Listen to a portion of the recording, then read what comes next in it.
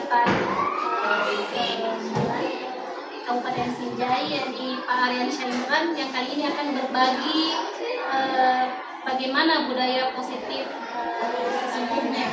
Namun sebelum saya persilahkan kepada Pak Aryansyah, sebelumnya ada arahan dari Bapak Pimpinan kepada Bapak ini disilakan.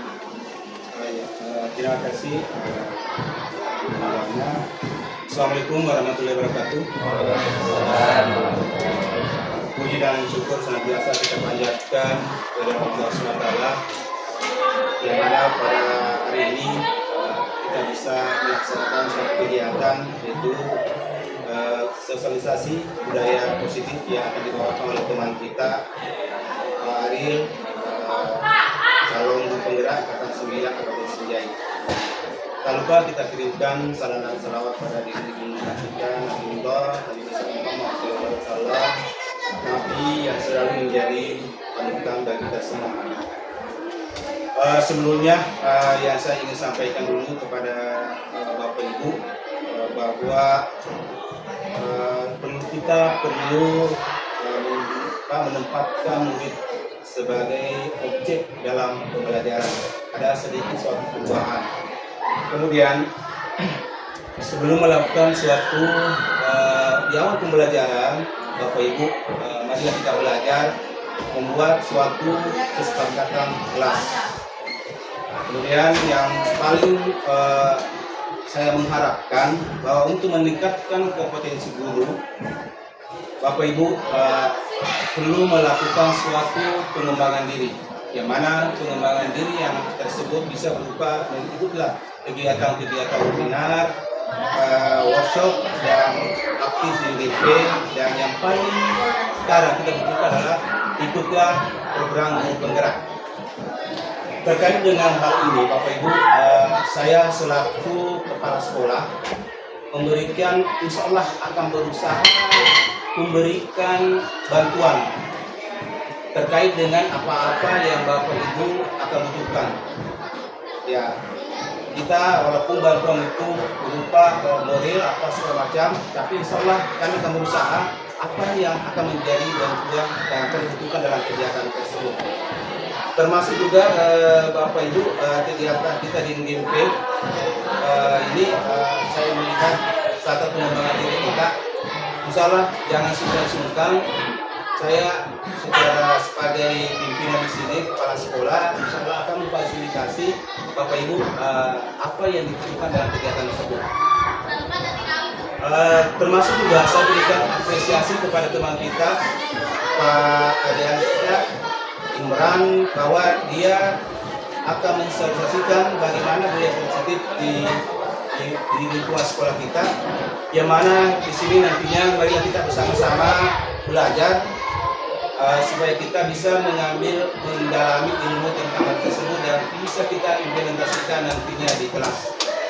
Dan saya selaku kepala sekolah juga akan memberikan apresiasi dan dorongan kepada calon guru penggerak kita Angkatan 9 Kabupaten Sinjai ini siap mendukung dan memfasilitasi sesuai dengan kemampuan yang kita miliki. Hanya itu barangkali kata sambutan, dan seterusnya saya kembalikan kepada pembawa moderator yang ini kami kembalikan.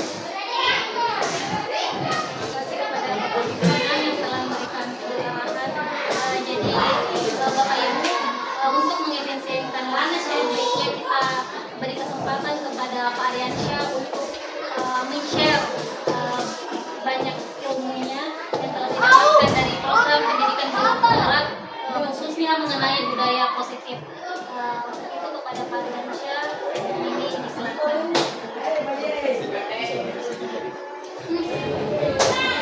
Terima kasih. Assalamualaikum warahmatullahi wabarakatuh. Terima kasih atas kesempatan yang diberikan terhormat kepala sekolah dan terhormat rekan-rekan guru, saya banggakan. Mari kita menjadikan kebiasaan kepada Allah SWT kita dapat berkumpul di tempat ini dan panjatkan salawat dan tasbih kepada Nabi Muhammad SAW. Sehingga kita sehingga beliau telah melakukan dalam pendapat pada alam terang menerang. Selanjutnya perkenalkan kembali saya Pak Arya Syendra yang akan membawakan tentang materi budaya positif.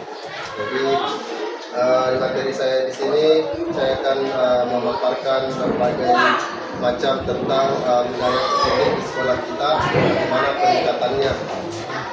Untuk itu saya mohon izin untuk berbagi tampilan oleh Bapak Ibu terkait budaya positif tersebut. Jadi sebelum itu saya izinkan saya membuat kesepakatan komitmen belajar atau kesepakatan belajar dalam sosialisasi pada hari ini. Jadi saya ada beberapa komitmen belajar, mungkin ada masukan atau tambahan dari Bapak Ibu guru terkait kesepakatan supaya kegiatan saya ini bisa berjalan dengan lancar. Jadi salah satu contohnya izin jika ingin keluar atau masuk ruangan, nanti kita direkam, konsisten waktu, kemudian menjaga ketenangan dalam proses pembelajaran yang kondusif dan bermakna. Mungkin ada tambahan dari Bapak Ibu untuk komitmen belajar pada hari ini. Apalagi untuk tambahan, boleh dulu makan dulu, boleh. Ada tambahan dari Bapak Ibu terkait komitmen untuk saya lanjut ke pembelajaran. Ya, silakan Pak. Tidak boleh bermain HP selama Oh iya. Jadi tidak boleh memakai waktunya. Tidak boleh. Ya, pengecualian untuk dokumentasi. Oh iya. Enggak, untuk ini diskusi kita. Iya. Ya. Supaya berjalan dengan lancar. Mungkin ada tambahan? Boleh ya. Jadi tidak boleh. Baik. Apa bagaimana Pak sepakat ini? ya. Kecuali untuk kebutuhan Oke, masih ada Bapak Ibu yang mau ditambahkan? Apa di saya?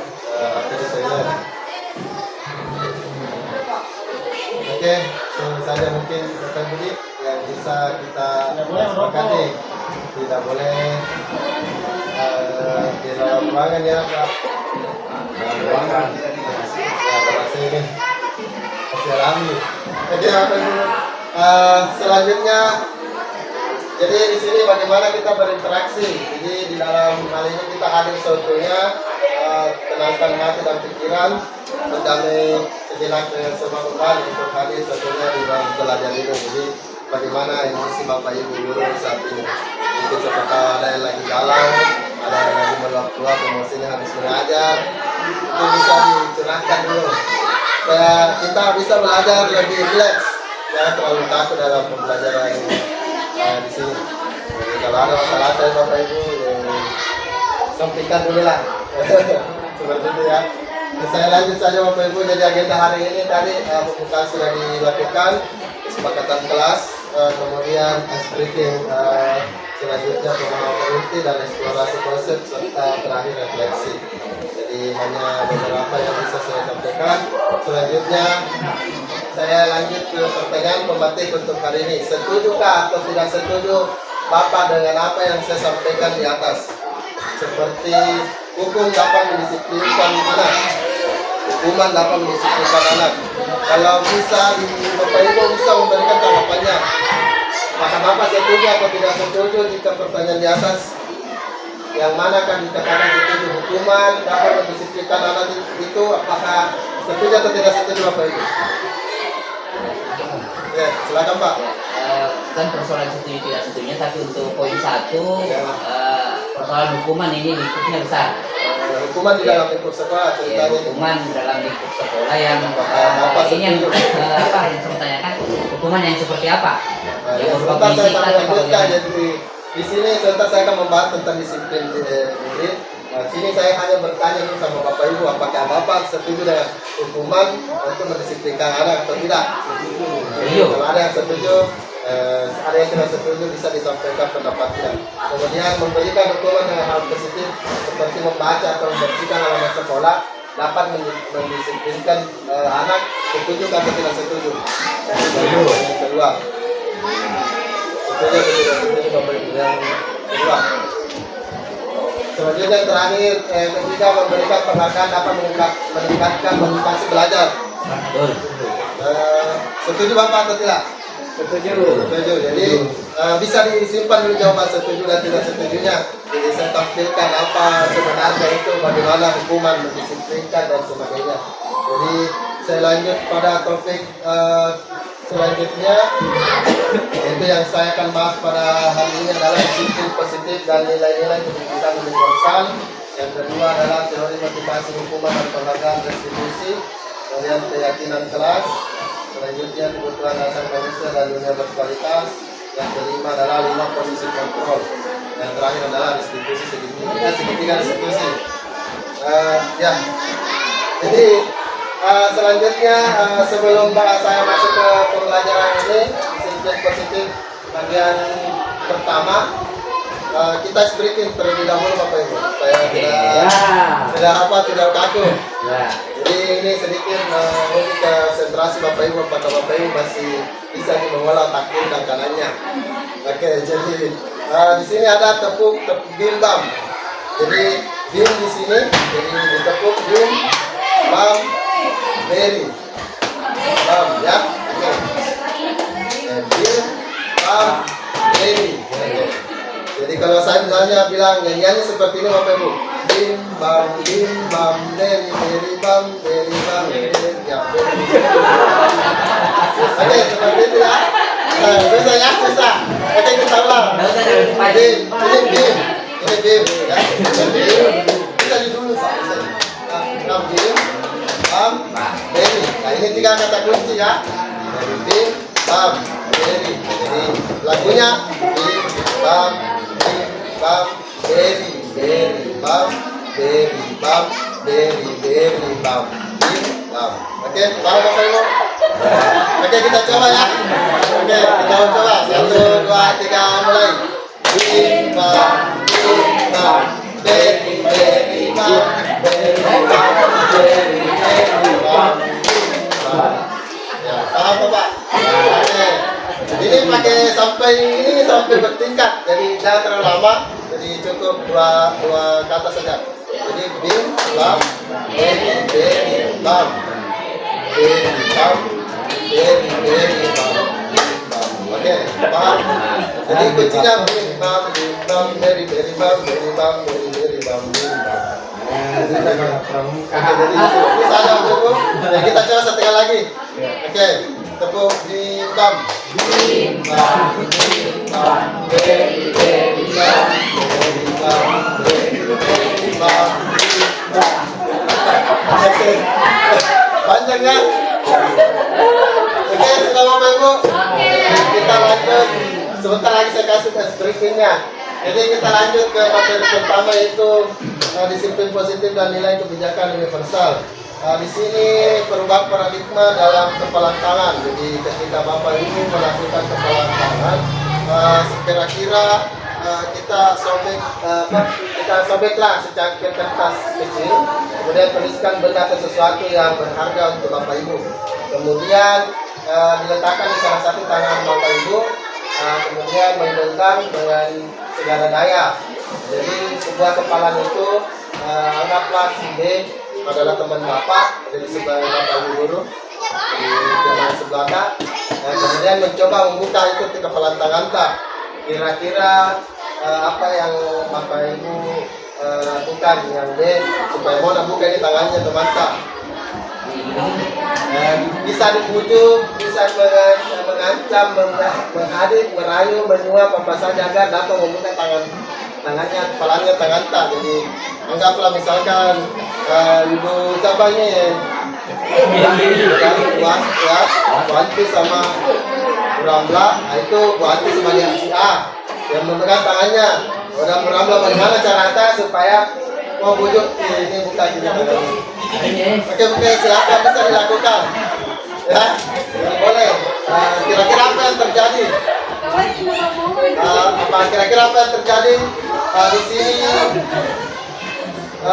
paradigmanya adalah fungsinya untuk mengontrol murid, kemudian bahwa kritik membuat orang merasa bersalah, dapat menguatkan karakter, bahwa semua penguatan positif, efektif dan bermanfaat. Orang dewasa memiliki hak untuk memaksa. Jadi di sini adalah introspeksi tentang teori kontrol. Jadi apa alasannya Bapak kalau misalkan kita buka kita di temannya, kita buka kita di tangannya teman tak, atau langsung kita kasih yang terbaik. Kira-kira ada alasan tak? Atau ada kira-kira apa ini benda berharga yang harus kita buka? Nah, semudah. Adakah yang mau mempertahankan atau adakah yang langsung? Pasti ada alasannya Bapak Ibu untuk memberikan ini. Ini diibaratkan dengan kontrolnya. Nah, kecuali misalkan anggaplah dia harus menghargai teman, anggaplah saya menghargai teman karena saya menjaga persahabatan, ini benda berharga saya percayakan kepada teman. Nah, itu salah satu tindakan bahwa kita langsung menyerahkan kepercayaan itu. Walaupun pasti orang yang selalu mempunyai kedua komitmennya pasti akan bertantang hanya tidak mau langsung membuka begini. Masih tak mau karena ini lebih berharga daripada hidup saya seperti itu misalkan. Jadi itulah tadi gambarannya tentang isinya. Jadi siapa sesungguhnya yang memiliki kontrol dalam ini? Nah, kita mencoba menghubungkan orang yang berpandangan dengan kita. Kemudian teori kontrolnya kita berusaha memahami pandangan orang lain tentang dunia. Nah, kemudian perilaku buruk dilihat sebagai suatu kesalahan. Semua perilaku memiliki tujuan. Jadi di sini ada stimulus respon, kemudian ada namanya teori kontrol. Jadi tadi di sini orang lain bisa mengontrol saya, hanya Anda yang dapat mengontrol diri Anda. Jadi istilahnya kalau terpilih apa tadi, kan seperti itu. Seperti itu artinya kita yang bisa mengontrol diri saya sendiri. Nah, kemudian saya bisa mengontrol orang lain. Anda tidak bisa mengontrol orang lain kalau sesuai dengan teori kontrol ini. Jadi sesungguhnya kita memiliki kontrol pada diri kita sendiri. Tidak ada istilahnya bilang ini kontrolku, kontrol sama orang lain. Saya yang punya terpegang teguh ini itu dari aku. Jadi kita berusaha memahami pandangan orang lain tentang ini. Jadi saya pandangan seperti ini, lain juga dengan pandangan Bapak Ibu tentang ini. Jadi ibaratnya sama dengan pandangan kepada anak-anak kita seperti ini. Jadi anak-anak itu memiliki semua pegangan tersendiri, teguhan sendiri. Makanya nggak kalau ada terkait sesuatu, kasih itu bilang kenapa kita mau berubah, karena dia harus memiliki kontrol diri bahwa saya punya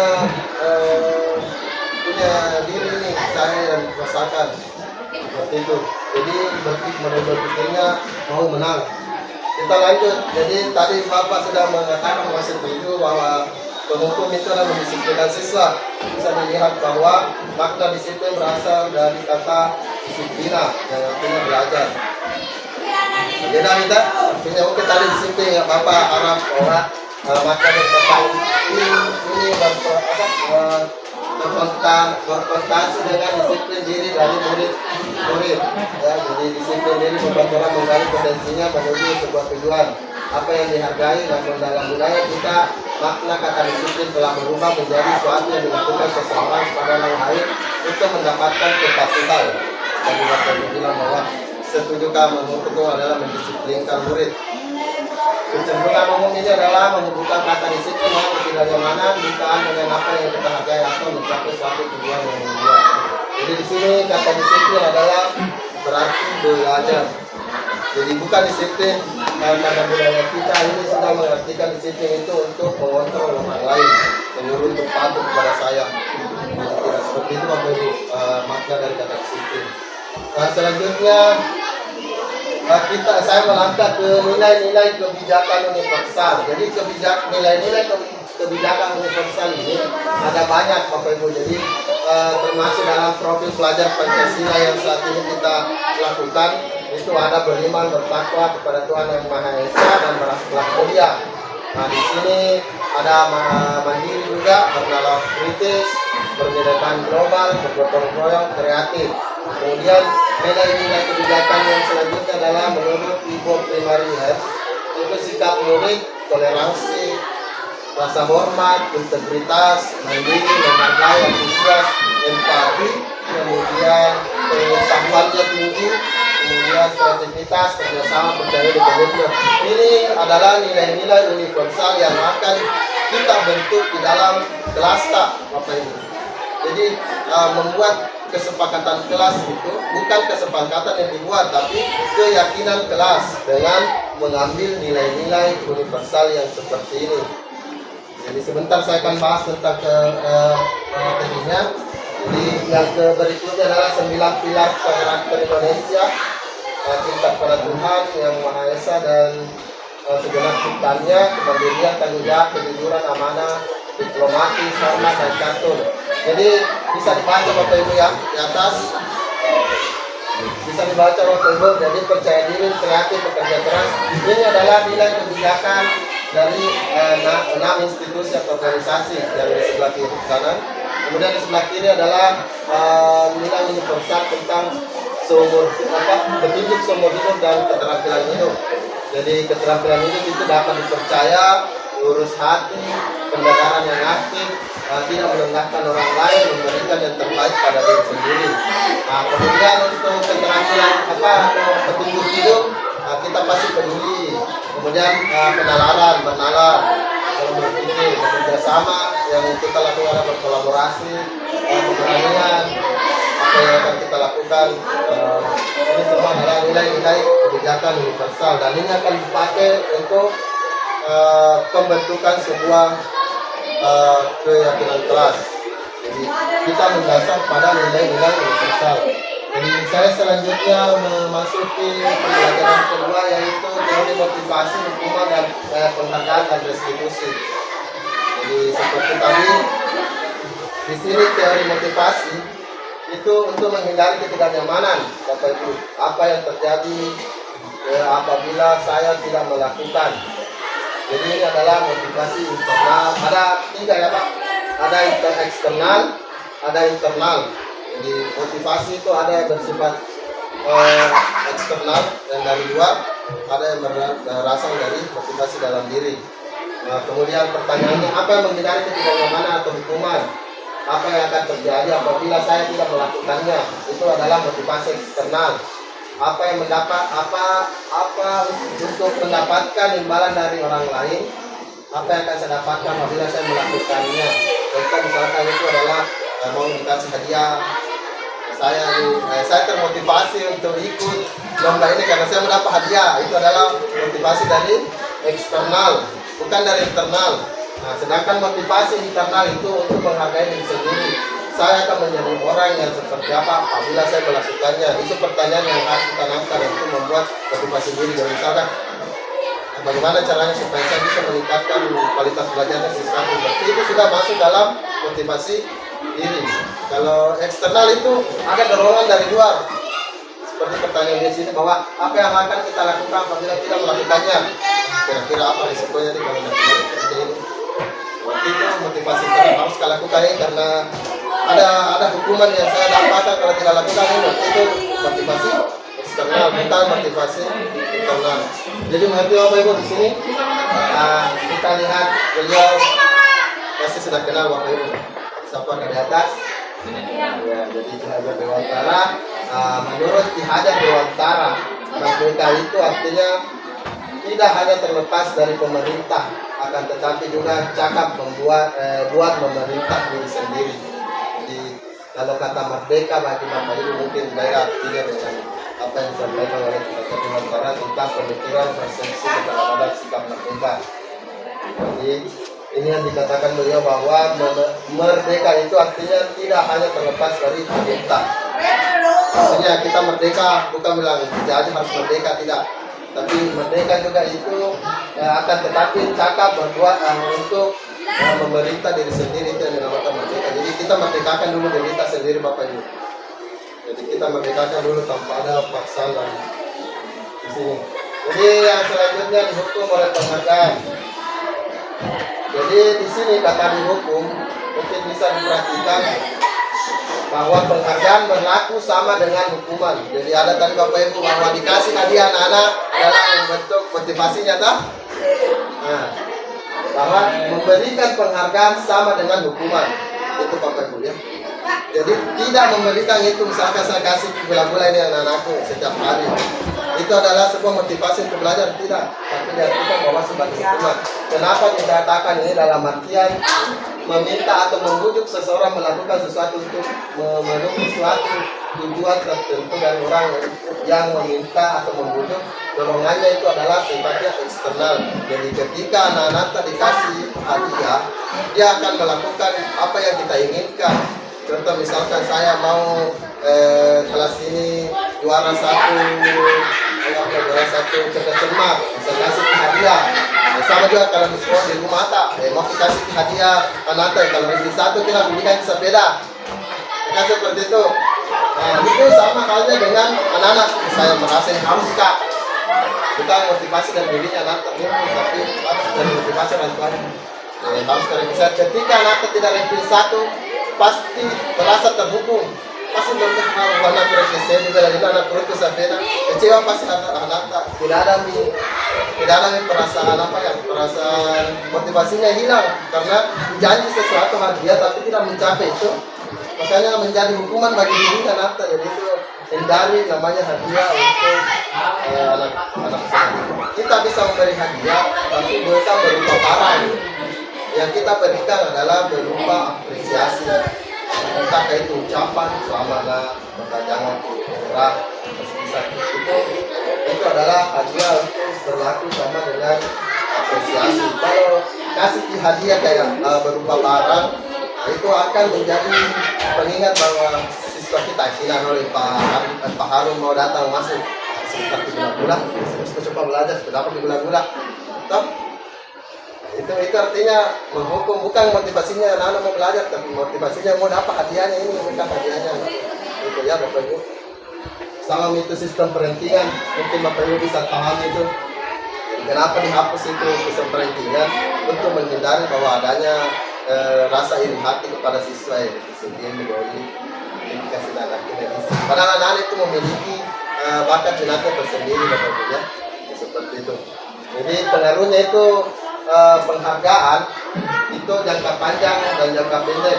Penghargaan adalah hukuman, penghargaan tidak efektif, penghargaan merusak hubungan dan penghargaan mengurangi ketepatan. Ya, seperti yang saya jelaskan, saya contohkan. Selanjutnya dihukum oleh penghargaan. Jadi penghargaan menurunkan kualitas. Jadi kualitas belajarnya pasti nanti. Ketika tadi mau dikasih hadiah, tiba-tiba tidak ada hadiah yang kita bawakan itu sesuatu. Nah, tidak ada hadiahnya. Oke, anak selanjutnya kita minta maaf tidak ada apa hadiah. Jadi pasti kasih penjelasan dulu ke anak, tidak ada dia sudah begitu orang kecewa ke saya Pak, pasti begitu. Jadi saya akan menurunkan kualitas. Nah, kemudian penghargaan mematikan kreativitas. Kenapa penghargaan berupa hadiah itu mematikan kreativitas? Karena dia akan fokus pada itu saja. Misalkan saya fokus sama Pak Harus, saya kasih ke hadiah, nggak fokus ke sama buat, kalau kasih ke hadiah. Itu artinya maknanya dari penghargaan itu mengatakan jadi saya kreativitasku saya misalkan di bidang menggambar melukis harus terpaksa pergi pintar menyanyi untuk dapat hadiah. Nah, mestinya saya harus dalamnya namanya melukis karena itu adalah kreativitas saya misalkan seperti itu Bapak ya. Jadi kreativitas itu bisa penghargaan itu bisa mematikan kreativitas. Kemudian penghargaan merupakan mengurangi motivasi turistik atau dalam diri. Karena seperti yang saya jelaskan bahwa selalu kita harap siswa atau objektif jangan lagi mulai hilangkan itu budaya hadiah berupa barang ya. Tapi usahakan berupa apresiasi atau timbal balik dari peserta didik bahwa bagaimana pembelajaran hari ini kepada saya Bapak Ibu, apakah saya sudah melakukan yang sesuai dengan keinginan kalian atau belum? Kalau belum, insya Allah saya akan memperbaiki lagi ke depannya. Jadi anak-anak juga merasa bahwa saya ini dihargai pendapatku. Soalnya kita kembali. Kemudian yang selanjutnya adalah bentuk program kebajikan. Jadi dalam memberikan apresiasi atau pengakuan perlu diingatkan beberapa hal. Memberikan pengakuan secara khusus, memberikan pengakuan secara pribadi, memberikan pengakuan kepada murid bergantian. Jadi jangan satu orang saya tak kasih, tapi semua bisa berpendapat. Untuk kalian yang malu-malu, tidak apa-apa dia tulis pakai tulis kertas atau tidak bisa bicara. Karena kenapa? Ini bisa memberikan kita penguatan kepada dirinya bahwa saya juga diterima pendapatku, bukan yang pintar bicara. Kemudian fokus pada proses, pengakuannya itu konsisten. Jadi contohnya di sini kemarin saya perhatikan, ya, kalau mulai kebajikannya, rasa empatimu besar sekali. Kalau kemarin saya memperhatikan kalau nilai batu bajikannya, rasa empatimu besar sekali. Situasinya itu seperti pada saat mendorong murid baru di kelas kita. Kemudian pembukanya saya menghargai, misalkan saya menghargai usaha kamu. Nah, nilai kebajikan yang ada adalah rasa peduli, ya. Nah, kemudian situasi apa yang terjadi pada saat kamu membantu temanmu dan teman-teman atau murid tugas atau dalam hal tugas kelompok. Jadi ini dilakukan pada situasi kepedulian itu pada saat kelompok. Saya peduli di sini bisa kerjakan di rumah ini, kita kerja ini kan itu sudah lama rasa kepedulian. Kemudian jika ada perkataan terima kasih untuk, misalnya terima kasih untuk pembelajaran hari ini. Nah, nilai kebajikan yang ada dalam kata itu adalah nilai rasa tanggung jawab karena sudah menyelesaikan apa yang telah kita lakukan. Nah, di dalam situasinya pada saat kamu memungut kertas atau yang berserakan di lantai, contoh pungut lagi kertas anak-anak, terima kasih nak sudah membersihkan kelasnya. Jadi sudah melakukan rasa tanggung jawabnya untuk melihat kelasnya bersih. Selanjutnya perbedaan hukuman dan konsekuensi. Jadi saya ada punya permainan lagi Bapak Ibu ya. Ini pertanyaan saya bisa juga dijawab sama Bapak Ibu yang lain. Mencatat 100 kali dalam buku kalimat saya tidak akan terlambat lagi karena terlambat ke sekolah. Kira-kira ini adalah hukuman atau konsekuensi? Hukuman. Bisa diingat Pak ya. Ini ada hukuman. Ada yang lain? Hukuman sama semua atau?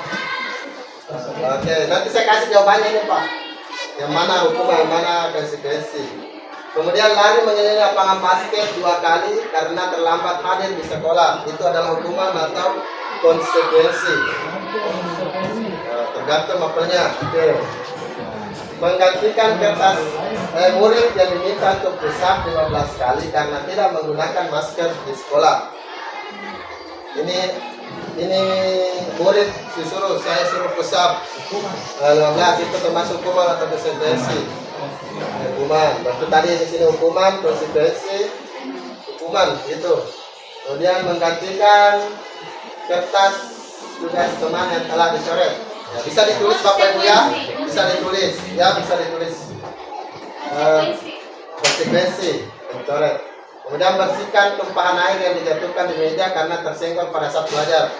Itu adalah konsekuensi. Murid disuruh untuk tidak mengenakan sepatu seharian di sekolah karena tidak mengenakan sepatu hitam. Hukuman atau konsekuensi? Hukuman. Oke, kita terakhir ya, lari mengelilingi lapangan basket 2 kali karena terlambat 10 menit untuk pelajaran PJOK. Jadi tadi yang pertama apa? Karena ini beda ya. Ini kartu khusus tadi Bapak bilang sesuai pelajaran. Nah, ini sudah sesuai pelajaran. Nah, yang di atas ini lari mengelilingi lapangan basket 2 kali karena terlambat hadir di sekolah. Itu konsekuensi atau hukuman? Kalau maupun lain hukuman. Hukuman. Kalau olahraga konsekuensi. Ini di bawah, ini konsekuensi. Oke, kita lihat jawabannya Bapak Ibu ya. Jadi yang pertama tadi apakah sudah sesuai? Yang dijawab hukuman ya. Mengelilingi lapangan adalah hukuman ya, hukuman lain. Kemudian pusat hukuman. Menggantikan kertas tugas teman adalah konsekuensi. Ya, membersihkan tumpahan air konsekuensi. Murid yang disuruh tidak mengenakan sepatu adalah hukuman. Lari lapangan di mata pelajaran PJOK adalah. Ya, jadi sudah paham Bapak Ibu ya, yang mana konsekuensi, yang mana bentuk hukuman ya. Jadi seperti itu. Saya lanjut. Oke, jadi di sini perbedaan hukuman dan konsekuensi. Jadi Bapak Ibu bisa lihat bahwa sesuatu yang menyakitkan harus terjadi, itu adalah hukuman. Sedangkan konsekuensi sesuatu harus terjadi. Kemudian membuat anak sakit atau fisiknya maupun hatinya itu untuk jangka waktu yang lama. Kalau konsekuensi itu hanya membuat anak merasa tidak nyaman dalam jangka waktu yang pendek. Jadi kalau ketika anak-anak merasa dihukum ini dia di atas bahwa anak membenci kedisiplinan, kemudian paksaan, itu semua mendorong anak menyakiti diri sendiri. Nah, kemudian konsekuensi yang buruk, anak belajar untuk menyembunyikan kesalahannya. Nah, yang terakhir adalah biasa kalau dikasih hukuman pasti ada rasa marah, rasa bersalah, dipermalukan atau tidak dihargai. Jadi jangan sekali-kali memberi hukuman kepada peserta didik, tapi mengusahakan untuk memberikan konsekuensi, karena di mana konsekuensi memiliki sesuatu yang harus terjadi, kemudian membuat anak merasa tidak nyaman dalam jangka waktu yang pendek. Anak menghargai disiplin, stimulus atau tanggapannya itu sudah paham bahwa oh ini yang dilakukan adalah salah, bukan hal yang baik. Kemudian mendorong anak agar tidak mudah menyesuaikan diri, konsep diri yang baik, anak belajar untuk mematuhi peraturan, kemudian kehilangan hak dibuat tidak nyaman, diasingkan untuk sementara atau time out. Jadi tidak lama kalau konsekuensi kan. Usahakan tidak memberikan hukuman. Nah, yang berikutnya adalah restitusi. Jadi restitusi adalah proses menciptakan kondisi bagi murid untuk memperbaiki kesalahan mereka sehingga mereka bisa kembali kepada kelompok mereka. Jadi inilah namanya restitusi dengan karakter yang lebih kuat. Restitusi merupakan proses kolaborasi yang mengajarkan murid untuk mencari solusi dari masalah mereka dan membantu murid berpikir tentang orang seperti apa yang mereka inginkan menjadi tujuan mulia dan bagaimana mereka harus memperlakukan orang lain. Ya, ini menurut dosen ya tahun 2004 bahwa murid itu kita tidak boleh langsung menghargai kau itu begini, kau ini tidak ya. Tapi kita harus melakukan yang namanya restitusi untuk proses berkolaborasi mengajarkan murid kita untuk mencari solusinya dari masalahnya sendiri. Jadi saya lanjut ya Bapak Ibu. Terkait hukuman, konsekuensi, dan restitusi. Jadi tadi hukum, konsekuensi. Ini materi ini bisa saya bagikan sebagai nanti materinya tentang bagaimana identitas yang gagal, identitas yang sukses. Jadi di hukuman sesuatu yang menyakitkan harus terjadi, yang kedua tadi harus sesuatu yang harus terjadi. Kalau di restitusi merupakan pilihan. Kemudian menguatkan murid karena dalam jangka waktu yang panjang. Korban mendapatkan ganti, bukan ganti rugi ya Bapak Ibu. Anak atau murid mendapatkan penguatan, kemudian masalahnya dapat terpecahkan dari dirinya sendiri karena restitusi itu bagaimana mereka menemukan solusi dari masalahnya. Kemudian murid belajar bertanggung jawab untuk perilakunya. Jadi ketika dia sudah merasa bahwa saya ini bersalah, saya harus menyesuaikan. Oh salah kayaknya yang saya lakukan, saya harus memperbaikinya ke depan. Ini sudah belajar bertanggung jawab dari apa yang sudah dilakukan. Berfokus pada pemecahan masalah jangka waktu panjang.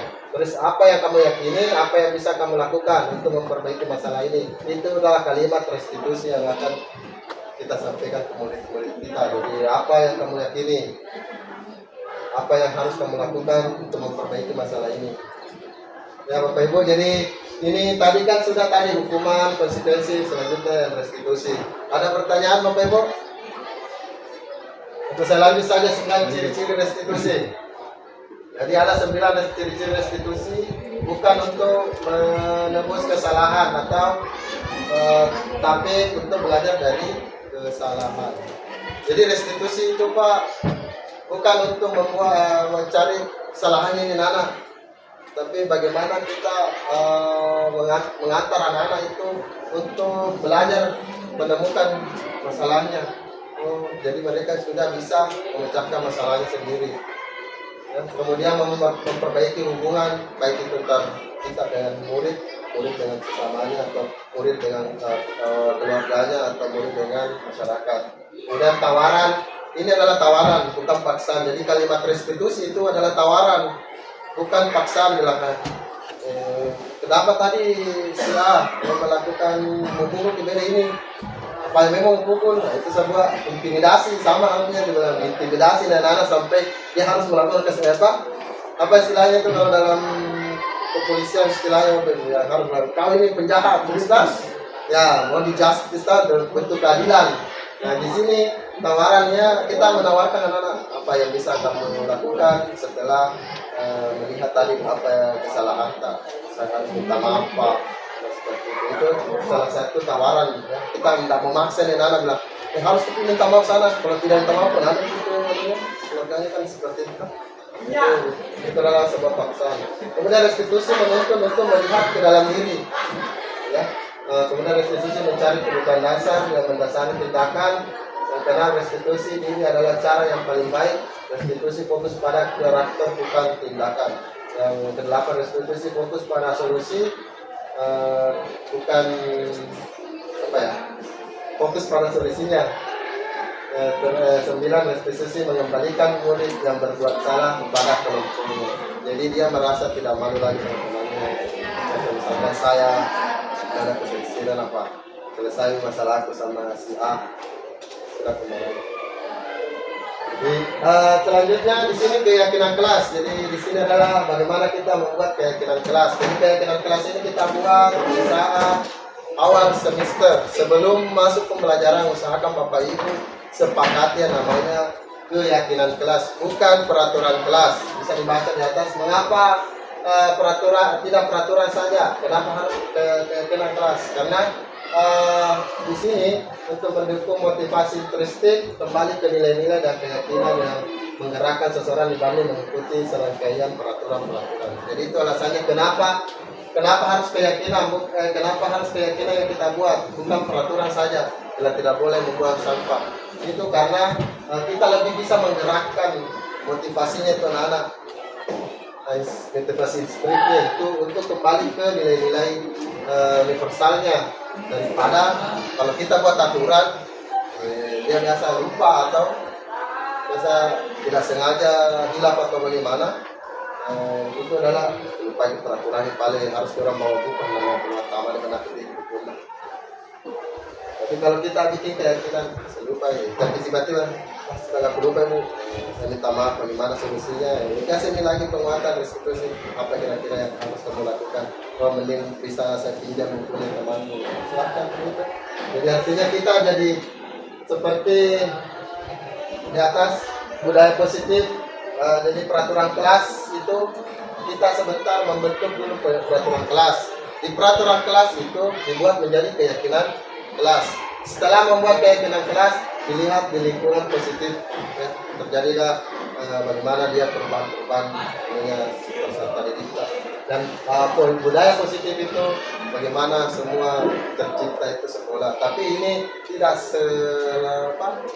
secepat kilat, harus segini. Tidak, ini butuh proses panjang. Penting ada mau komitmen mau melakukan itu. Selanjutnya di sini saya perlihatkan poster salah satu kesepakatan kelas atau apa yang merupakan keyakinan kelas. Yang mana di sini yang merupakan keyakinan kelas. Mulai dari tingkat dharma, kesepakatan kelas tentang tepat waktu mengucapkan salam, menjaga kebersihan sekolah, berdoa sebelum kegiatan dalam pelajaran tertib. Kesepakatan kelas kami dan guru murid saling menyayangi, kami murid dan semangat belajar, kami murid dan peduli dengan teman-teman. Jadi yang mana di sini yang merupakan keyakinan kelas? Mungkin ada yang bisa memberikan. Di sini kesepakatan kelas yang mana antara kayak di sebelah sini atau di sebelah sini? Mulai dari kalimatnya, kalau kesepakatan kelas datang tepat waktu mengucapkan salam, menjaga kebersihan. Kalau kesepakatan kelas yang di sebelah adalah kami guru dan murid saling menyayangi, kami murid yang sangat semangat belajar, kami murid yang penuh dengan teman-teman. Yang mana Bapak Ibu yang merupakan keyakinan kelas. Dan sebelah sini ya Bapak Ibu ya, sebelah sini sebelah kiri kalau dari saya. Kenapa dikatakan? Karena ini dibuat oleh siswa sendiri. Sedangkan yang di sini adalah peraturan yang dibuat harus datang tepat waktu. Kemudian menjaga kebersihan sekolah. Nah, ini belum dijadikan keyakinan kelas. Karena ini sudah masih dalam artian peraturan.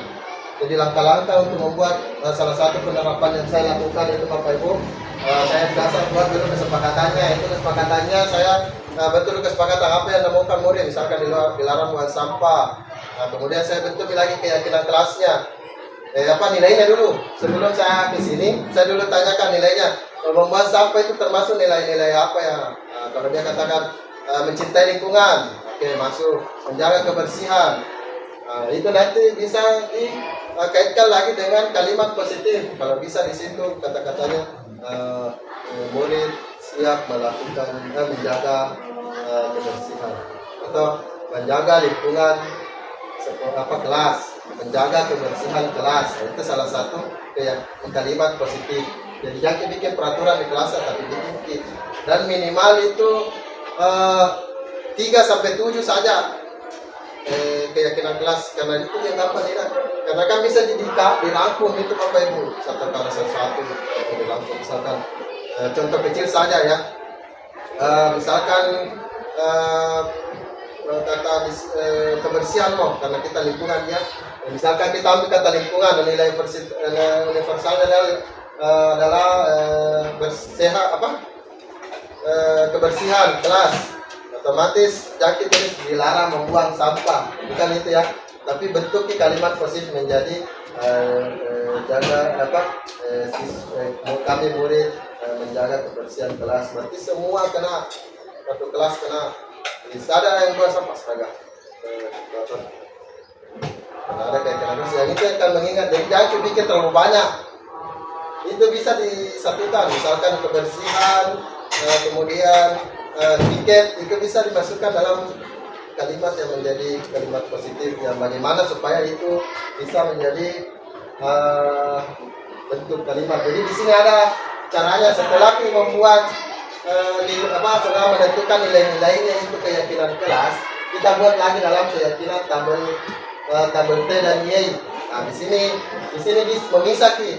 Jadi kalau misalkan nilainya tadi hormat, tidak seperti, tampak seperti. Jadi yang maksudnya di sini tampak seperti itu sama halnya dengan sinonim ya, antonim. Jadi misalkan tampak seperti, tidak tampak seperti.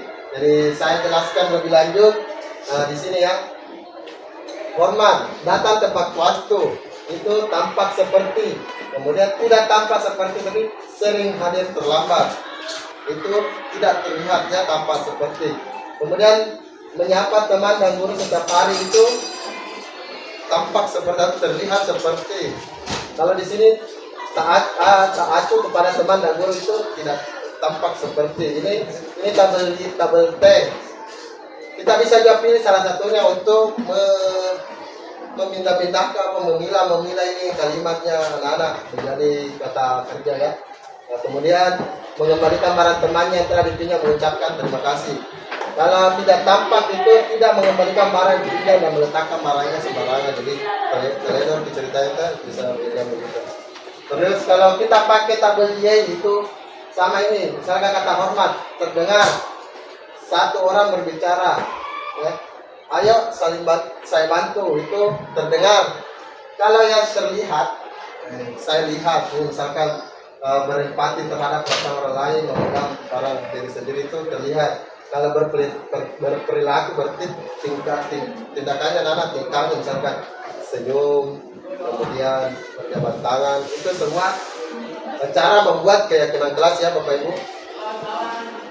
Kemudian saya kembali lagi ke pertanyaan. Saya lagi kasih pertanyaan lagi nih. Mudah-mudahan tidak bosan dengan apa yang saya sampaikan. Oke. Masa selalu kembalikan buku di tempatnya. Nah itu masuk dalam keyakinan kelas apa? Ini selalu kembalikan buku tempatnya.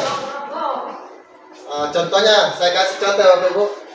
Selalu kembalikan buku tempatnya itu adalah tanggung jawab. Ya.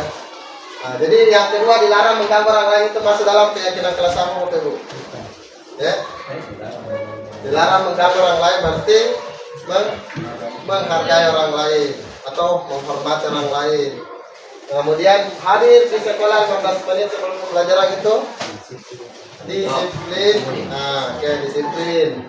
Nah, kemudian dilarang melakukan kekerasan berarti itu adalah cinta dan kasih sayangnya Bapak Ibu sudah paham. Nah, kemudian dilarang menggunakan narkoba itu adalah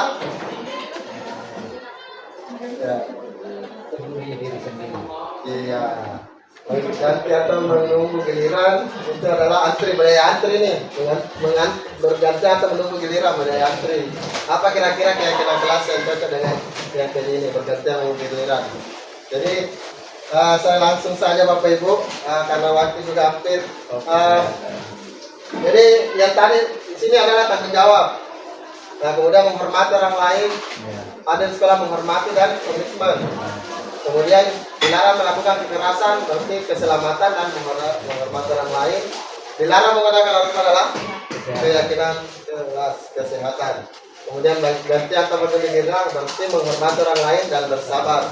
Ini adalah nilai-nilai universal yang diambil tadi yang saya jelaskan tadi sebelumnya. Nah, itu yang dijadikan keyakinan kelas Bapak Ibu. Jadi bukan peraturan yang dibuat ini, bukan ini yang ditempel di kelas, tapi ininya rasa keyakinan kelas tanggung jawab. Berarti saya dan murid saya murid ingin bertanggung wajib ingin bertanggung jawab, ingin menghormati orang lain. Jadi semua ini jadi tak perlu itu taluri sampai 100 kata, cukup 7 kalimat atau 7 keyakinan kelas atau 3 keyakinan kelas kita buat bersama. Jadi yang terakhir kebutuhan dasar manusia dan berkualitas. Di sini kebutuhan dasar manusia itu yaitu bertahan hidup, kasih sayang dan rasa diterima, penguasaan, kebebasan dan kesenangan. Jadi ada 5 kebutuhan dasar manusia. Jadi ada kasih sayang, bertahan hidup, kasih sayang, penguasaan, kebebasan dan kesenangan. Kita lanjut dari sini. Bertahan hidup itu makanan, pakaian, tempat tinggal, keamanan, kesehatan, itu adalah bertahan hidup ada survival. Sekarang kasih sayang dan rasa diterima itu adalah peduli, berbagi, kerjasama, penguasaan, harga diri, dianggap memimpin, berprestasi atau diakui. Jadi ini anak-anak sini kebebasan, mandiri, memiliki kesenangan adalah bermain, humor, bercanda, antusias atau tertawa. Itu adalah 5 kebutuhan dasar manusia. Nah, di sini ada 5 kebutuhan dasar manusia, di mana ada 5 posisi kontrol. Nah, di sini sebenarnya panjang sekali pembahasan bahwa ini 5 posisi kontrol. Di sini ada identitas gagal, identitas berhasil, dan identitas kontrol diri. Nah, di sini ada guru berbuat itu penghukum, menghardik atau menuntut atau menyakiti. Kemudian membuat orang merasa bersalah, berceramah dan mengatakan seharusnya kita itulah ibu kecewa sama kamu. Itu salah satu perbuatan yang membuat siswa merasa bersalah. Kemudian kalau kita sebagai teman membuatkan alasan untuk muridnya. Kalau kita sebagai teman ini siswa, kalau kita sebagai pemantau itu menghitung atau menghitung murid atau mengukur, dilihat dari jauh misalkan. Terus apa peraturan itu pemantau.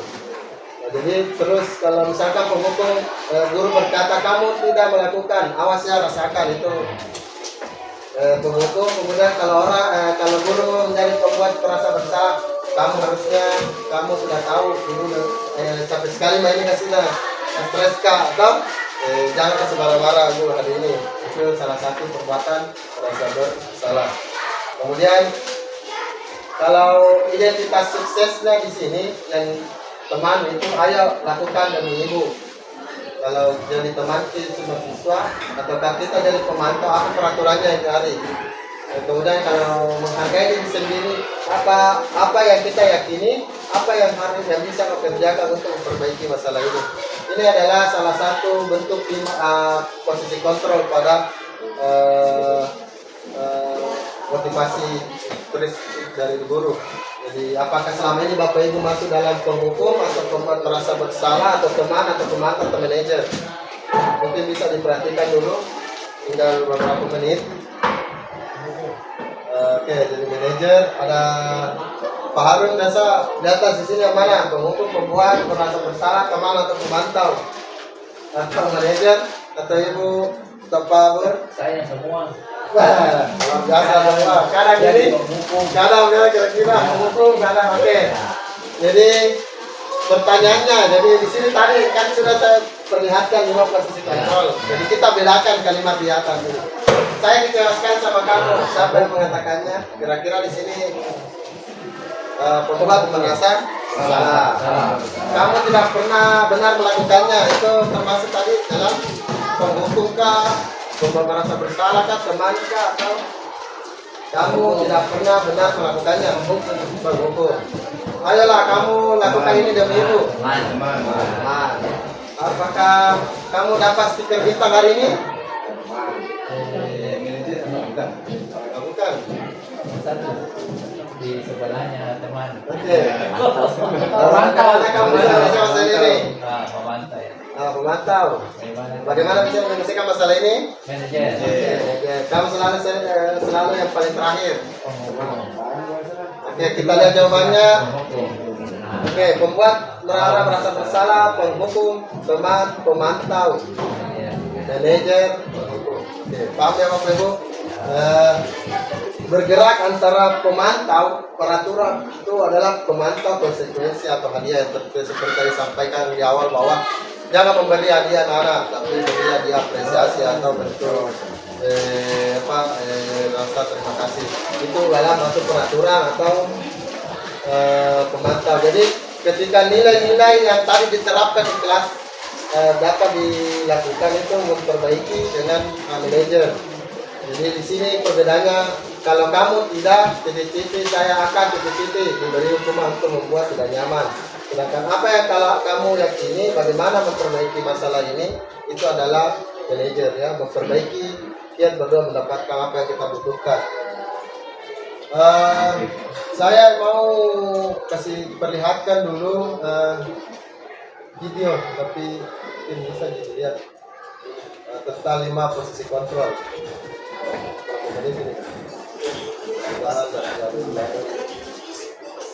Berapa menit? Jadi bisa dilihat Bapak Ibu ya, 5 kontrol ini di materi. Salah satu contoh-contohnya Pak.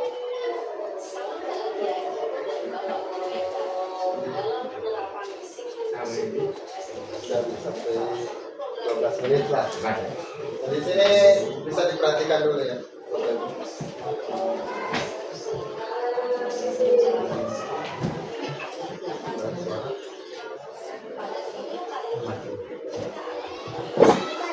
Ya, secara waktu ya Bapak Ibu.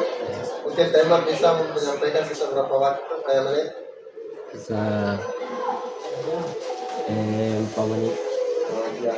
Saya minta waktunya dulu untuk dilihat ini.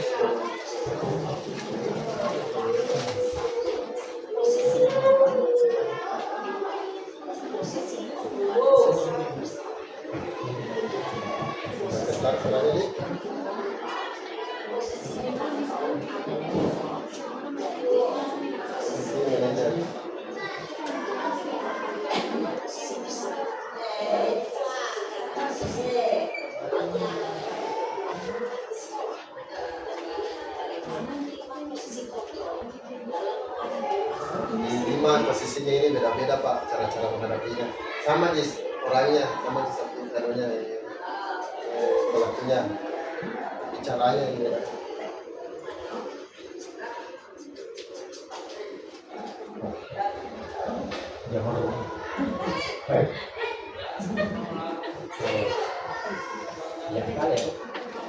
Ini.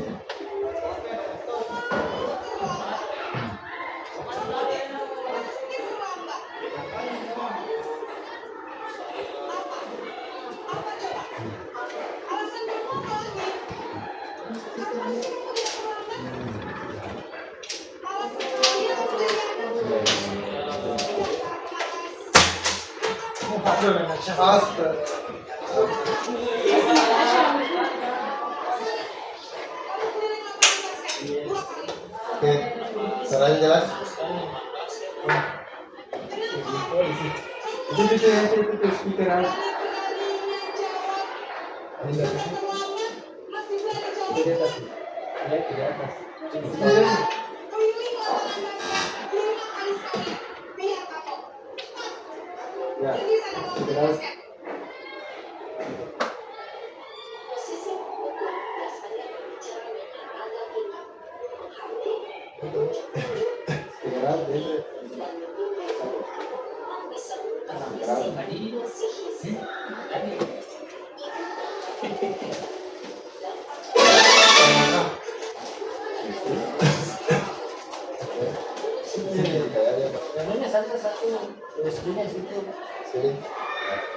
Ini di situ ada juga di situ.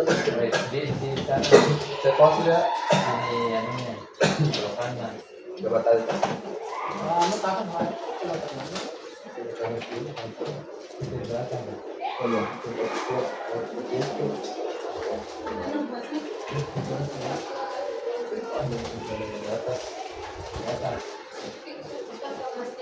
Kasus ini.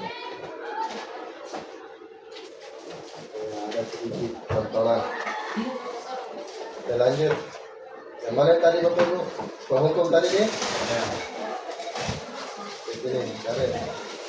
Kali sekalian.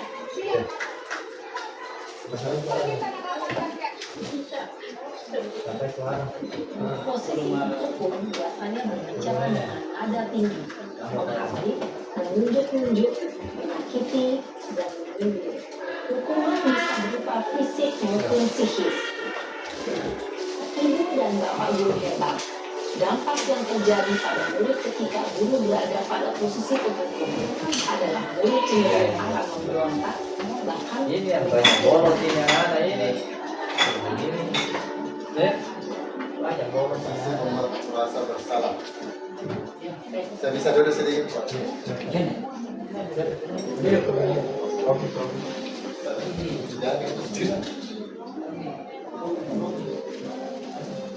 Naren,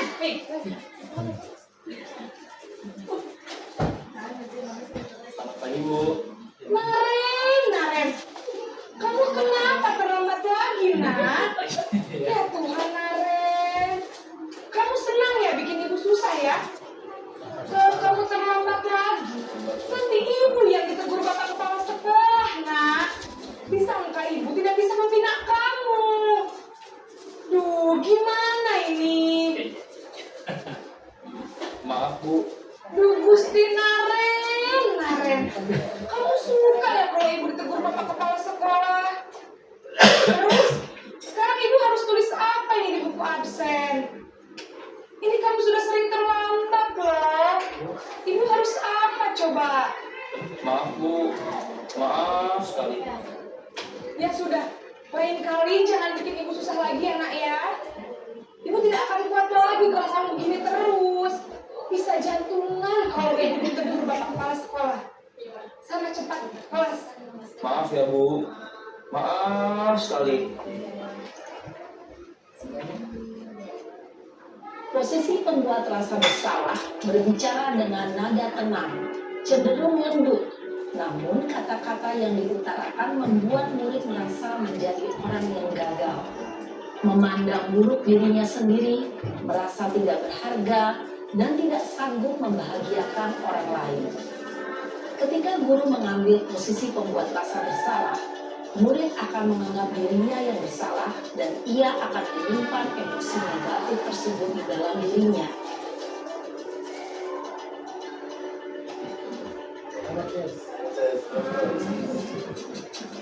Sorry posisi pertama.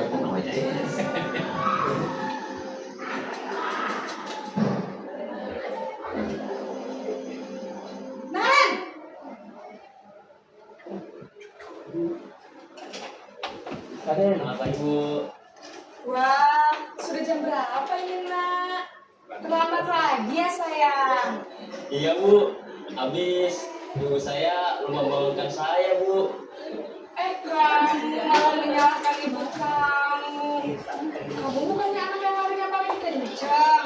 Kok terlambat sih? Iya Bu, saya memang lambat bangun tadi. Jadi biarpun saya lari kencang, tetap gak terkejar Bu. Ya sudah sana. Nanti lain kali larinya lebih kenceng lagi ya. Biar gak terlambat lagi. Bikin seneng ibu. Demi ibu. Bisa kan? Bisa lah Bu. Ya sudah sana masuk kelas. Ibu beresin urusan absen kamu. Kamu ini ada-ada saja. Dalam posisi teman, guru berbicara dengan nada suara ramah, akrab, cenderung bersenda gurau untuk menjaga suasana tetap santai.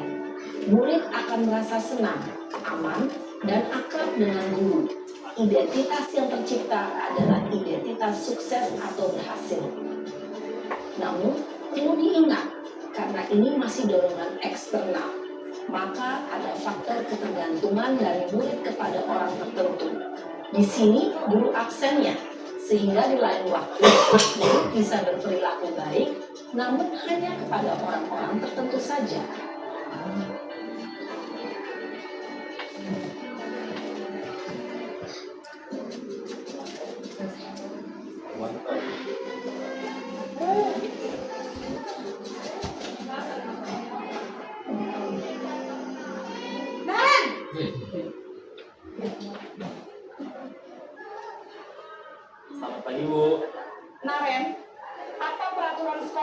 tentang jam berapa kita harus masuk sekolah, nak?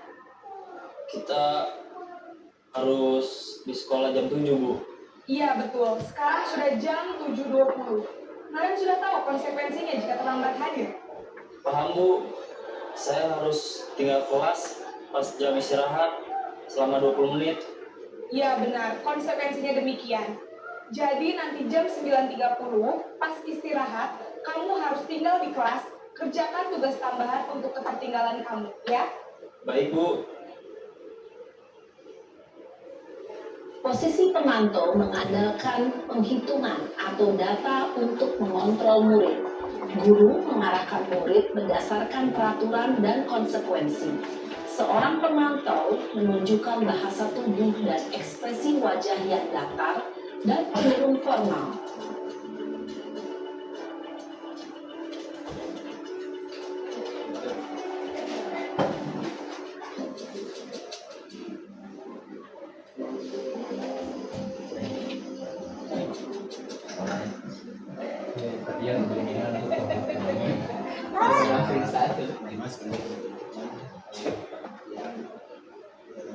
Selamat pagi, Bu.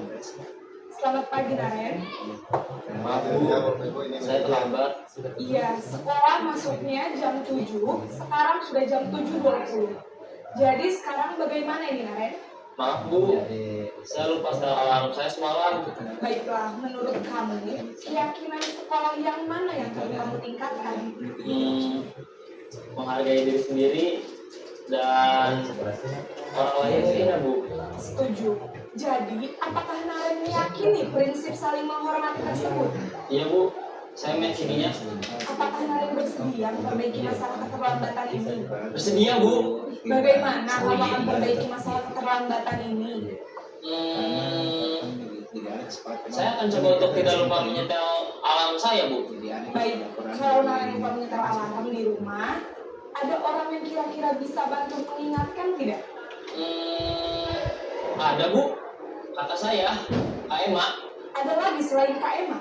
Selain Kak Emma, ada ibu saya. Baik, jadi yang mengingatkan Naren adalah Kak Emma dan ibu kamu, ya? Kira-kira akan mulai start alarm kapan nih, Naren? Setelah pulang sekolah, akan segera saya lakukan. Baik, jadi Naren akan setel alarm untuk bangun besok pagi dan akan diingatkan oleh kakak dan ibu dan Naren, ya? Ada lagi yang mungkin perlu dilakukan, Naren? Agar tidak terlambat bangun lagi. Tidak ada, Bu. Baik, Naren. Terima kasih untuk kerjasama kamu. Sekarang kamu perlu kembali ke kelas untuk belajar. Baik, Bu. Terima kasih. Posisi manajer adalah posisi kontrol yang disarankan untuk membimbing murid memiliki sikap disiplin yang positif, yaitu murid yang mandiri, bertanggung jawab, dan dapat memecahkan masalah. Tujuan dari posisi ini adalah agar murid dapat berefleksi atas tindakannya. Murid akan tulus memberikan pertanyaan-pertanyaan bermakna, sehingga membuat murid dapat belajar dari kesalahannya dan mencari sebuah solusi untuk menyelesaikannya. Ibu dan Bapak guru hebat, setelah mengamati adegan kelima posisi kontrol tadi, kira-kira posisi mana yang paling ideal? Posisi mana yang dapat menunjang motivasi intrinsik murid? Ya, tentu posisi manajer. Posisi ini memang posisi ideal yang ingin dituju setiap pendidik. Pada posisi inilah, guru dapat menerapkan disiplin positif yang berpihak pada murid, yang memerdekakan murid. Perjalanan seorang pendidik tentunya tidak mudah untuk sampai pada posisi seorang manajer. Namun, tujuan kita pasti, yaitu menciptakan murid-murid yang mandiri, merdeka, dan bertanggung jawab. Semoga penggambaran 5 posisi kontrol yang telah diperlihatkan ini dapat menjadi ajang refleksi bagi kita semua, agar dapat terus mengasah dan menerapkan disiplin positif yang memerdekakan murid. Mari terus berlatih dan bersemangat. Selamat menerapkan. Salam dan bahagia, Ibu dan Bapak guru hebat. Oke, itu tadi Bapak Ibu tentang 5 posisi kontrol yang mana kira-kira tadi yang paling bagus Jadi manajer, selain manajer, apakah bisa diterapkan yang lain? Ada. Bisa, tapi dalam posisi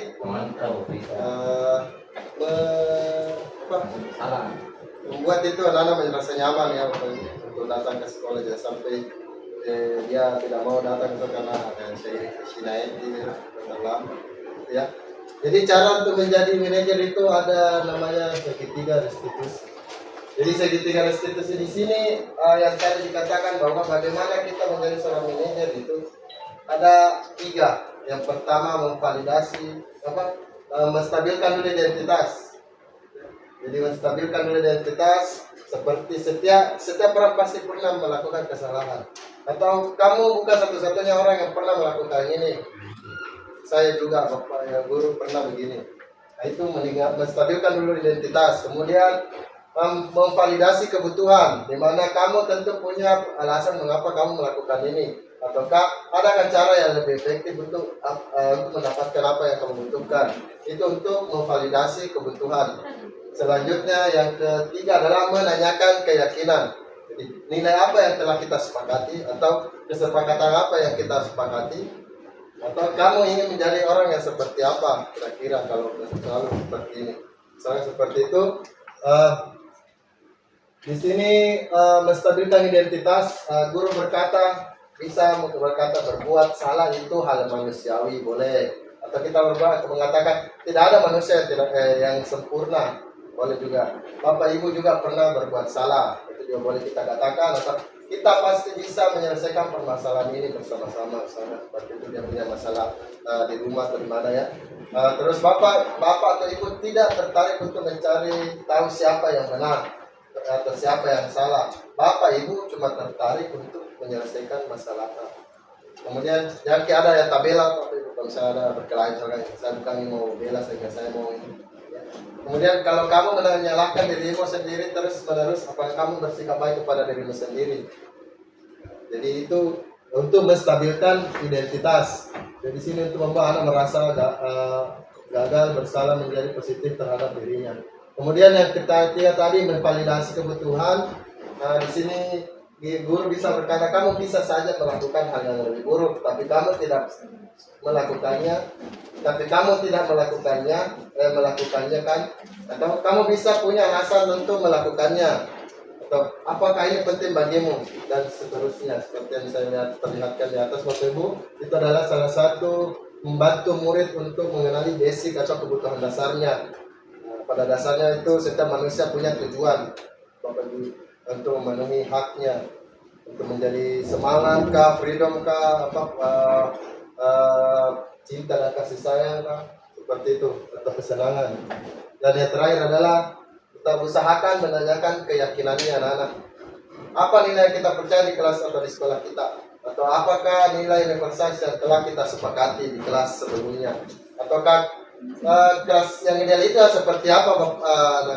Seperti itu. Atau kita apakah ingin jadi anak seperti apa?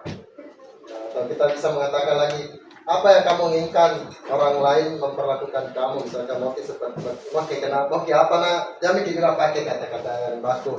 Kita bisa bahasa Bugis atau bagaimana menyesuaikan dengan apa yang ada pada daerah kita. Apalagi kalau di sini kan bahasa kalau anak bahasa baku kurang mengerti dia, jadi kita sedikit beliau bahasa Bugis ya. Kira-kira ada kesepakatan tetap sekolah pertama kesepakatan kelas ini sebelumnya kan seperti itu. Kita bisa menyesuaikan dengan apa yang mau dia setidaknya, tapi seringnya juga bahasa Indonesia ada sebagaimana tidak selalu berbahasa Bugis, jadi dia paham maksud kita seperti ini. Jadi salah satu intervensi 30 detik ini membantu murid dalam mencapai tujuan semula. Jadi di sini apakah kamu yang berbuat baik, apakah saat ini kamu sedang terjadi, ya, apakah wajar membuat kesalahan, apakah bisa kita memperbaikinya, itu dalam pemantau dan manajer. Selanjutnya disiplin positif teori kontrol ini teori motivasi tadi yang saya sudah sampaikan, 5 posisi kontrol, kemudian segitiga diskusi. Inilah bentuk dari disiplin positif Bapak Ibu. Jadi teori kontrol dari teorinya ini mulai dari Anda bisa mengontrol orang lain hanya dengan bisa mengontrol diri Anda. Kemudian semua perilaku memiliki tujuan, model berpikir menang, kolaborasi dan konsensus menciptakan pilihan-pilihan baru. Kemudian di perilaku di sini teori motivasi, menghindari hukuman, mendapatkan imbalan untuk menghargai diri sendiri, kemudian membentuk nilai-nilai kebijakan universal, kemudian membuat keyakinan kelas. Nah, kemudian untuk model berpikir menang atau kolaborasi atau konsensus menciptakan pilihan baru itu 5 kontrol, penghukum kah, teman kah, pemantau, manajer. Nah, dalam hal manajer ini kita bisa pakai segitiga restitusi. Menstabilkan dulu, kemudian divalidasi, kemudian ditanyakan keyakinan kelas apa yang pernah kita buat, kembali lagi ke keyakinan kelas.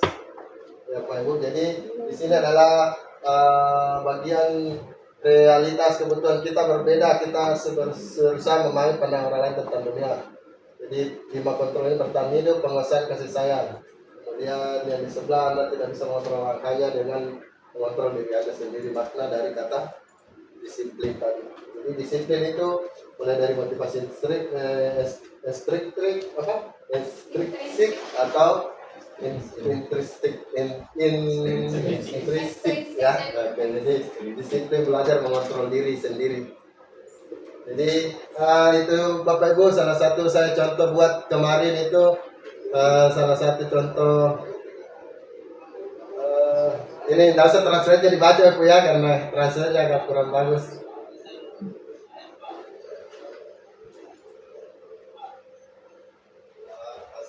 Ini salah satu suaranya mungkin bisa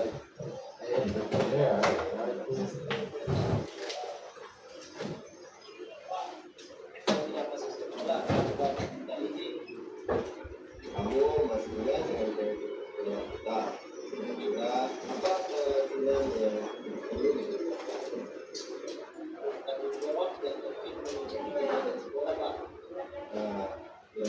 jago nuna jago kameraman so binaskana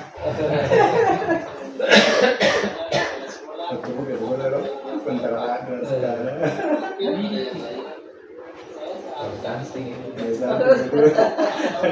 nampak berarti kamu sudah paham bahwa kita harus seperti dalam sekolah.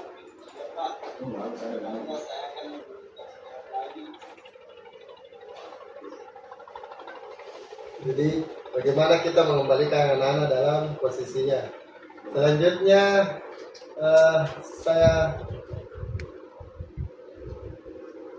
kasih sedikit refleksi Bapak Ibu terkait apa yang saya bawakan hari ini. Penutup ya, mungkin ada HP-nya semua Bapak Ibu. Nah ini ya, saya satu contoh yang bisa saya berikan. Oke, sebelum saya tutup, ini ada sedikit refleksi. Oke, hal baru apa yang Bapak Ibu pelajari? Jadi bisa di scan QR ini, top di ini ya, pakai scan QR, bisa diisi refleksinya pada hari ini, apa hal yang baru yang bisa Bapak Ibu guru dapatkan.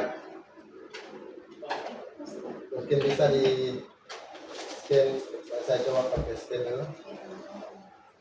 Tampilkan dulu sedikit lagi.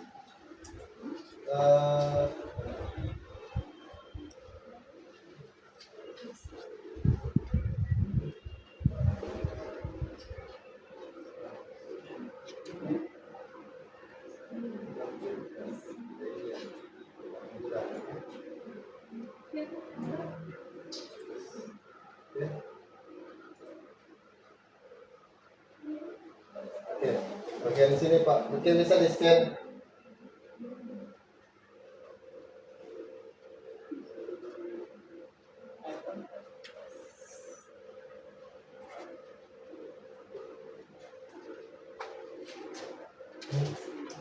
Ya, bisa di scan ini. Ya, untuk melakukan refleksi. Ya, scan pakai barcode yang scanner.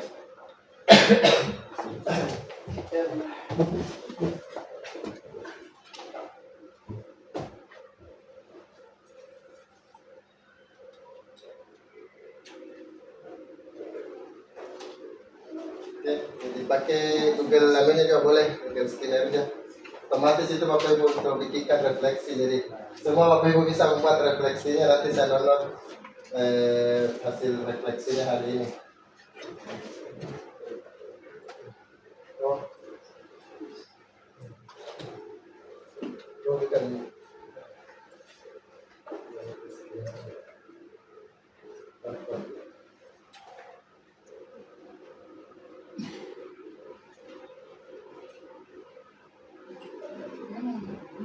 Ada air lagi. Bisa dikirim di WA-nya.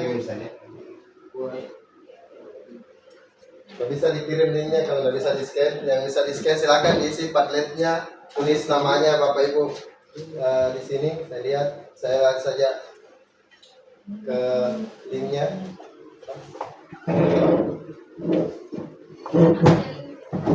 Tadi itu apa model Padlet?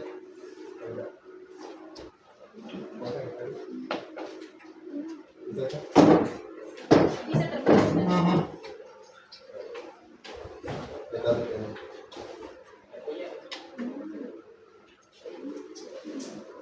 Oke, jadi tampilannya sudah Bapak Ibu, saya kasih lihat tampilannya. Terakhir ya, sebelum saya tutup materi saya pada hari ini. Jadi kita lihat hasil komentarnya.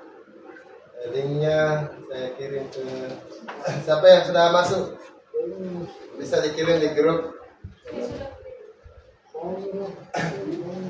ini atau itu Ada linknya di grup. ada linknya itu di grup apa jadi saya buka ya. Jadi saya perlihatkan isinya, bisa ditulis namanya dulu sambil memberikan refleksi. Ada yang mau memberikan refleksi secara langsung Bapak Ibu sebelum saya tutup pada hari ini? Ya, di situ Pak pertanyaannya, memberikan tambah di situ, tambahkan misalnya ini apa yang mengubah paradigma saya yang saya dapatkan, terus tambah, tulis subjeknya namanya Bapak Ibu guru, kemudian isikan komentar apa yang tadi sesuai dengan pertanyaan. Ada itu pertanyaan di situ Pak, tulisannya apa yang saya dapatkan, bagaimana perasaan saya, mana milihnya? Ya itu Pak, ini pertanyaannya tadi yang di atas, masing-masing itu Pak. Jadi kalau tidak ada yang ingin menyampaikan refleksi pada hari ini, saya mungkin sudah tutup ya pertemuan kita pada hari ini. Terima kasih banyak. Assalamualaikum warahmatullahi wabarakatuh. Dibawakan oleh Pak Aryansyah Imran mengenai apa itu budaya positif. Jadi sangat luar biasa materi yang dibawakan oleh Pak Ari. Terima kasih Pak Ari sudah mau share ilmunya di sini. Akhirnya kita lebih paham bagaimana sebenarnya budaya positif itu. Semoga di lain waktu kita bisa berkolaborasi lagi dengan ilmu-ilmu yang baru lagi. Terima kasih juga Bapak Ibu atas kesempatan hari ini. Semoga ilmunya bermanfaat. Wassalamualaikum warahmatullahi wabarakatuh. Assalamualaikum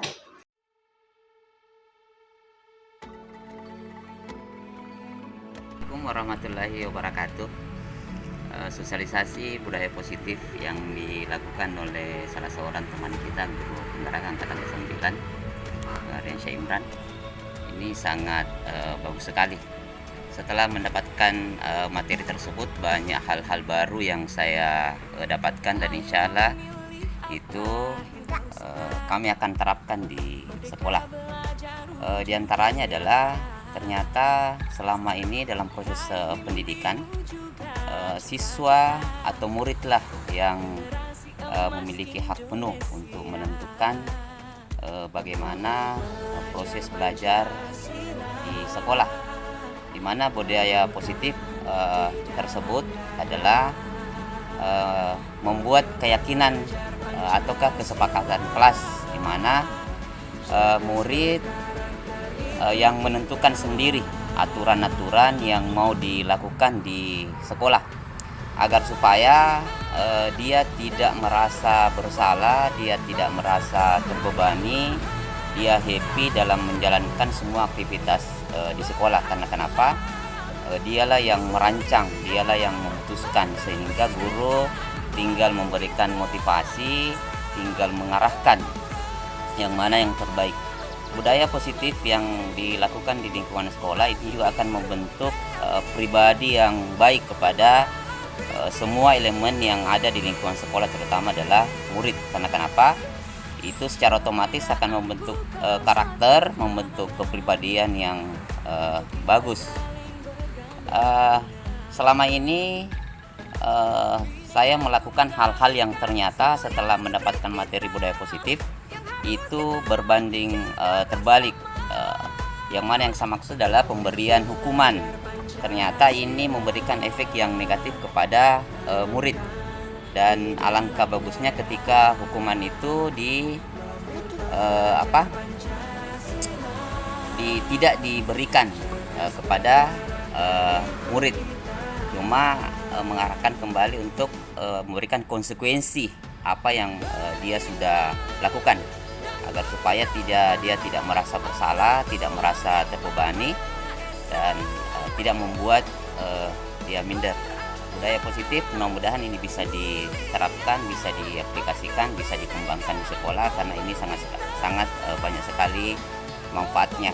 Selama ini saya merasa seperti teman, kemudian membuat bersalah. Ternyata ada hal yang paling bagus diterapkan, dan ini gampang-gampang susah, yaitu guru sebagai manajer untuk memberikan motivasi, arahan yang terbaik kepada murid. Barangkali saja penyampaian saya, Pak Ari. Terima kasih atas ilmu baru yang diberikan. Insyaallah saya akan terapkan di sekolah. Sekian. Assalamualaikum warahmatullahi wabarakatuh.